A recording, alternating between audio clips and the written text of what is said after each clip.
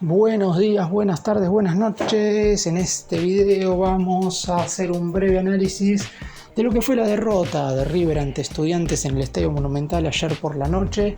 Lamentablemente el equipo de Gallardo volvió a dejar una imagen negativa en condición de local y sumó su primera caída en este torneo Apertura. Es cierto que no debería haber tantos motivos para alarmarse, teniendo en cuenta que, si bien es cierto que es la primera caída, la realidad es que el equipo tuvo algunos signos no de mejora, pero quizás si algunas circunstancias del encuentro se hubieran dado de distinta forma, el resultado podría haber sido otro. Ahora, es cierto que el resultado se terminó dando de esta manera y River perdió, eso no se puede olvidar, y hay jugadores que siguen mostrando un rendimiento verdaderamente bajo.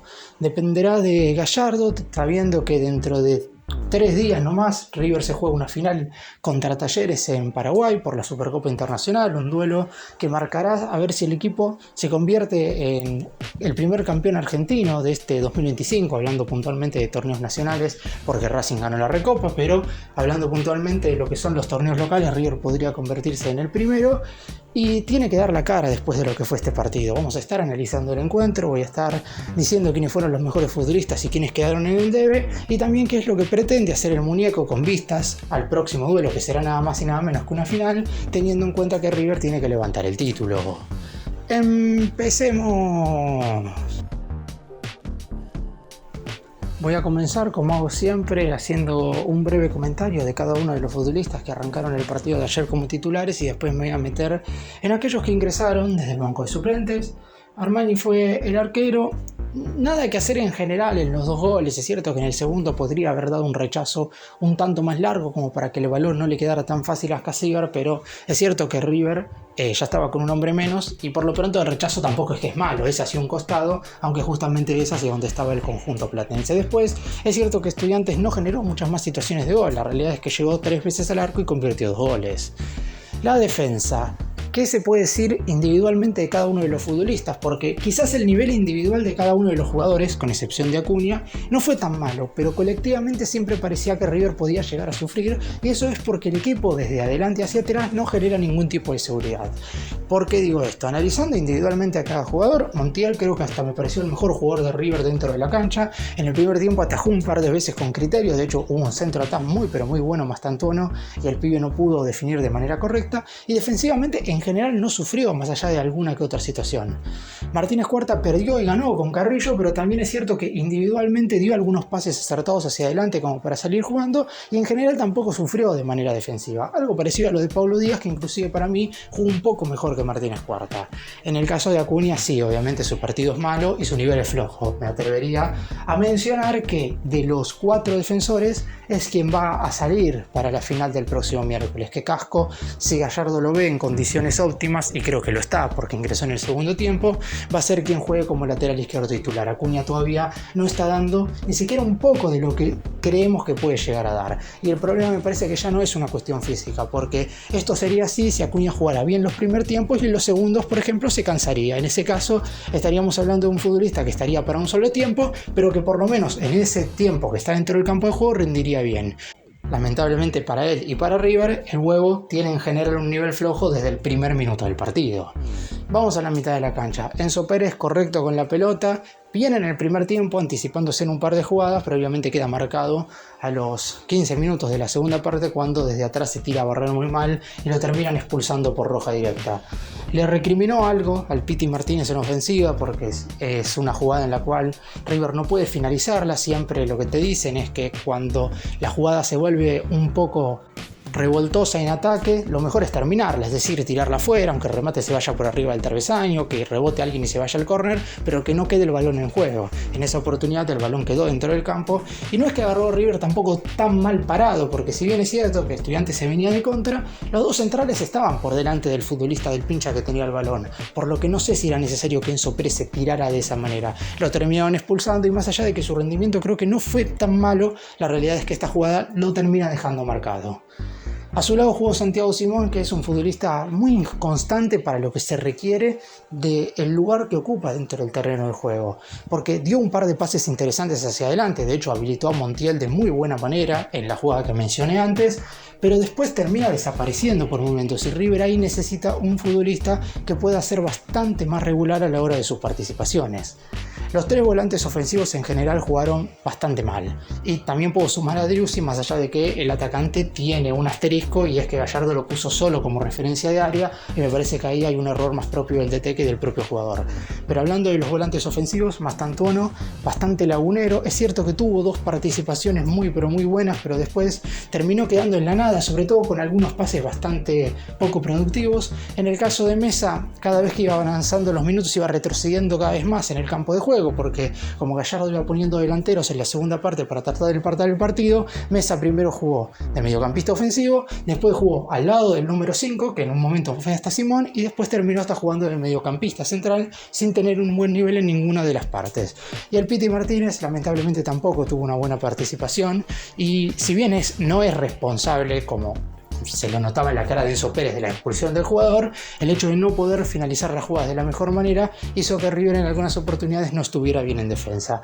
Y en el caso de Driussi no tuvo bastante productividad en el campo. La realidad es que jugar solo de ataque para un futbolista que no es centrodelantero es muy complicado y se lo notó mucho.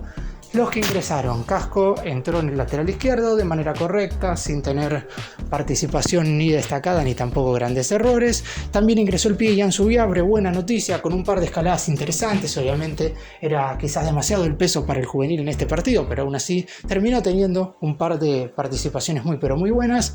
Borja entró más a pelear que a jugar el partido, y después entraron Tapia y Matías Rojas, que volvió a jugar después de un tiempo, sin tampoco ninguna participación destacada. Se quedó corto River con el rendimiento de algunos jugadores. Creo yo igual que no fue el peor partido de River en el año. A mí me parece, por ejemplo, que contra Lanús, más allá de ganar, jugó peor. En aquella ocasión lo salvó Armani. En esta oportunidad nada pudo salvarlo de una derrota que termina siendo la primera del año. En lo que respecta al desarrollo del encuentro, el duelo siempre se jugó en general como quiso Estudiantes. Es cierto que el Pincha no mostró nunca su supremacía en base a la concepción del juego, porque si hablamos de que River tuvo el 70% de la posesión de la pelota contra el 30% del equipo visitante, eso nos demuestra que River, en caso de haber sido productivo a la hora de generación de juego, como para ocasionar situaciones para convertir, tendría que haberlo hecho mucho más que Estudiantes. Y eso sí pasó. River generó más ocasiones que el Pincha, pero en ningún momento pudo ser sólido defensivamente. Estudiantes se puso en ventaja muy rápido en el partido, antes de los 10 minutos, con un gol de Alexis Castro, una mala defensa de Acuña individualmente y también una mala defensa River en general de manera colectiva, porque si bien es cierto que Acuña no pudo nunca detener en ese sector al extremo derecho del equipo visitante, la realidad es que le hicieron el 2-1 y nadie venía siguiendo al otro futbolista. El centro hacia atrás y el gol de Alexis Castro para el 1-0. Después de eso, en el primer tiempo, Estudiantes no tuvo ninguna otra situación y River tuvo aproximaciones, entre ellas la jugada clara de Mastantuono, que termina tapando muy bien el arquero abajo, un gol anulado por milímetros a Paulo Díaz, que había sido el empate transitorio, luego de un buen centro de Mastantuono hacia atrás de todos, una mala salida del arquero rival y el chileno por detrás de todos marcaba el empate, pero estaba unos milímetros adelantado, o por lo menos eso es lo que constató el VAR luego de que la línea levantara la bandera, y así nos fuimos después de una etapa inicial donde, a diferencia de lo que había sucedido en otros primeros tiempos, y esto demuestra que quizás el primer tiempo de River no había sido tan malo, el hincha no se lo veía tan enojado por el rendimiento en esa primera mitad. Digo esto porque contra Instituto, contra Independiente y contra Lanús, que habían sido los tres cotejos que había jugado River en el Monumental en este torneo de apertura, luego de la primera mitad había murmullos y algunos silbidos bajos, es cierto, pero los había. Y en este partido contra Estudiantes no, porque parecía que por lo menos en esa primera mitad, por lo menos en la última media hora de juego, River había hecho méritos para llegar al empate, y de no ser por esos centímetros que Paulo Díaz estaba adelantado, lo hubiera conseguido. En el segundo tiempo River arrancó bien los primeros 10 minutos, pero la expulsión de Enzo Pérez, claro está, cambia el partido, porque pasás a jugar 10 contra 11 y el apuro de tener que empatar y el saber que tenés un jugador menos, es decir, vas a tener que redoblar esfuerzos porque el rival iba a poder salir cómodo jugando, porque el equipo contrincante siempre iba a tener un jugador libre, Eso iba a provocar obviamente que en algún momento River quedara mal parado. Le costó igual a Estudiantes ocasionar una contra. El problema es que River tenía la pelota pero no podía generar situaciones de gol, porque no había profundidad, porque no había generación de juego, no había triangulaciones, y eso hizo que la última media hora del segundo tiempo fuera básicamente un monólogo de River teniendo la pelota en la mitad de la cancha sin hacer ninguna ocasión verdaderamente certera como para convertir. Cuando ingresó el pibe Subiabre, ahí River logró desnivelar un poco, pero ni siquiera los tiros de esquina ni los tiros libres hicieron que River pudiera acercarse al empate. Un cabezazo a través de Paulo Díaz, luego de un centro de Mastantuono y una buena tapada de Mansilla, me parece que terminó siendo lo más claro. Ya después, sobre el final, ya iba el cuarto minuto de descuento. El ingresado Edwin Cetré en Estudiantes remató al arco, Armani deja el rebote que mencioné antes cuando hablaba de él en el comentario individual, y Ascasíbar marcaría el 2-0 definitivo cuando ya no queda absolutamente nada. River termina perdiendo un partido que creo que termina siendo merecido por haber sido muy poco productivo en ataque, sobre todo cuando tenía que salir con todo a empatarlo, aunque si lo hubiera igualado en el momento en el que sí merecía justamente llegar al empate, hubiéramos hablado de otra cuestión, sobre todo en el segundo tiempo. Y seguramente para Marcelo Gallardo hay muchas incógnitas que debe resolver. Es cierto que en conferencia de prensa el propio entrenador mencionó que no quedó del todo disgustado con el partido del equipo. Yo creo que él hace referencia justamente a lo que mencioné recién, a esa última media hora del primer tiempo donde River creo que mereció igualar las acciones ante un muy buen equipo como los Estudiantes de La Plata. Creo que el Pincha era un rival a la medida para saber lo que le puede tocar al más grande en la Copa Libertadores contra otros conjuntos más o menos de la misma jerarquía, y si bien no digo que River no estuvo a la altura, hubo algunas circunstancias del juego en el que quedó claramente en el debe. Yo creo que esto Gallardo lo sabe, pero ahora en el corto plazo no hay mucho tiempo para trabajar en cómo podría mejorar el equipo. River tiene que tratar de ser más constante en los pocos buenos momentos que tiene de juego durante un mismo partido y llegar al gol en esos momentos. No es casualidad que, así como River tan solo recibió 3 goles en los primeros 8 partidos, es decir, que defensivamente, más allá de no generar tanta solidez, es un equipo que tiene buenas individualidades en ese sector, que en los primeros tiempos de los 8 partidos no haya podido convertir goles. Los 7 tantos que tiene convertidos el más grande en este torneo apertura fueron todos en el segundo tiempo, y eso no puede ser casualidad. Con Talleres el próximo miércoles en la final, obviamente que habrá que poner algo más que únicamente juego para llevarse el título. Por lo pronto el equipo cordobés también perdió, no dejó una buena imagen en la derrota 2-1 contra Tigre. Talleres jugó justamente después de River y los dos llegan bastante lastimados. Es verdad que en lo que respecta a la clasificación a los octavos de final del torneo apertura, River no debería tener tantos inconvenientes porque está tercero en el momento en el cual están mirando este video. Podría quedar cuarto si San Lorenzo gana su encuentro, pero no podría estar más abajo de eso, es decir, entre los 4 primeros va a terminar esta jornada y la próxima fecha, recordemos, vuelve a jugar en condición de local.